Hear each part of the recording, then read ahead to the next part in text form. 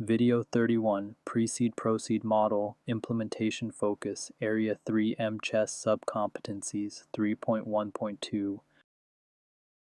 Review the learning objectives for this video. Now we are moving into one of the most comprehensive planning and evaluation frameworks in health education, and I think you will really appreciate how thorough this one is. The PRECEDE-PROCEED model was developed by Lawrence Green beginning in 1974, with the PROCEED component added in 1991. The acronym PRECEDE stands for Predisposing, Reinforcing, and Enabling Constructs in Educational Diagnosis and Evaluation. PROCEED stands for Policy, Regulatory, and Organizational Constructs in Educational and Environmental Development. This model is particularly important for the Master Certified Health Education Specialist exam because it connects planning directly to implementation and evaluation. Let me walk you through its 8 phases. Phases 1 through 4 make up the PRECEDE portion, which focuses on planning.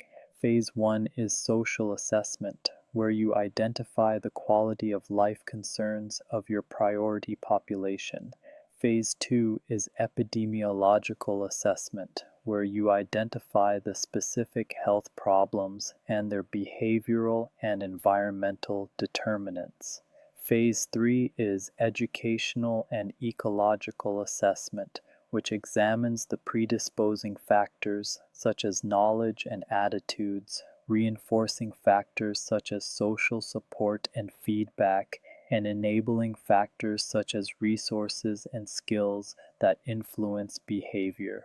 Phase 4 is administrative and policy assessment, which examines the organizational capacity, available resources, and policies that affect implementation.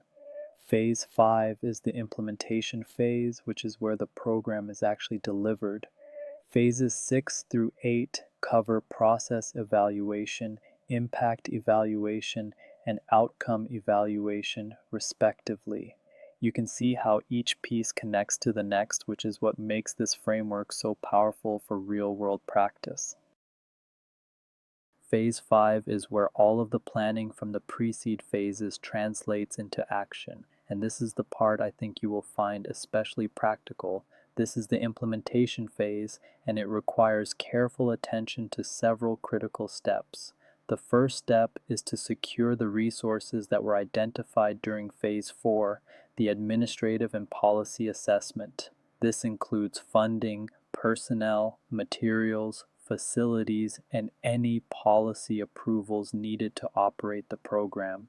Without these resources in place, implementation will stall. The second step is to train staff and facilitators on how to deliver the program as designed.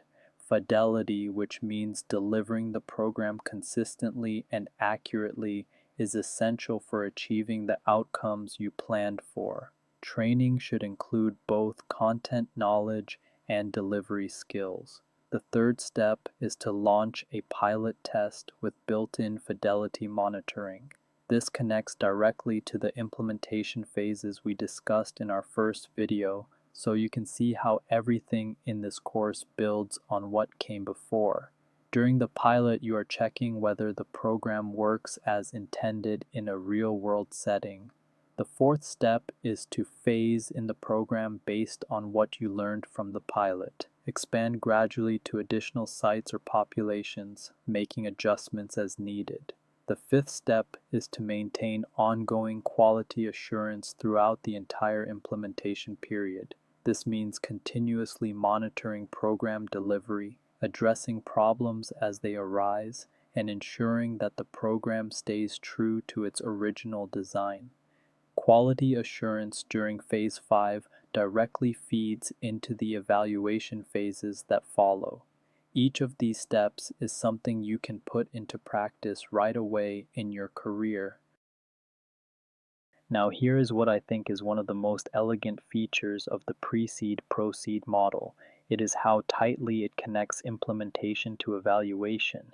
Each evaluation phase directly corresponds to what happened during implementation and planning. Phase 6 is process evaluation, and it asks whether the program was implemented as planned.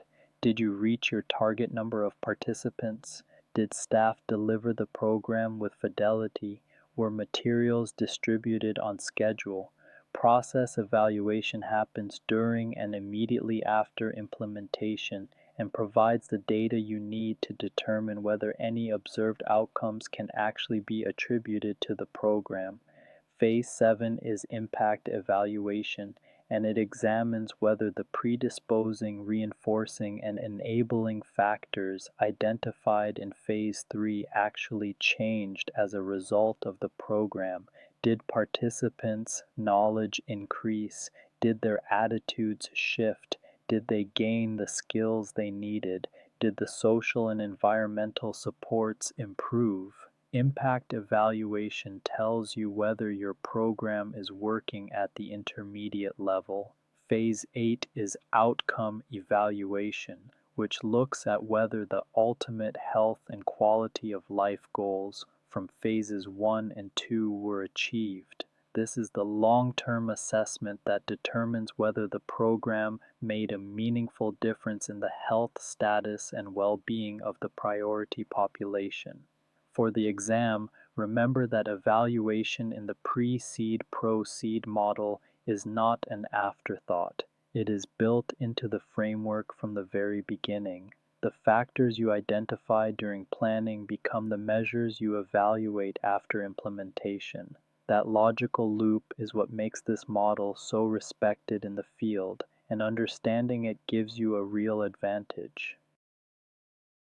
Read the scenario stem aloud. Give students 30 seconds to consider options before advancing.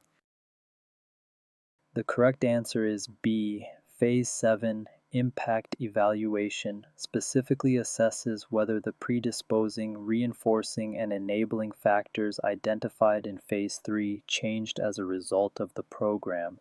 Process evaluation in Phase 6 would assess whether the program was delivered with fidelity. Outcome evaluation in Phase 8 would assess whether long-term health outcomes improved. Phase 5 is implementation itself, not an evaluation phase.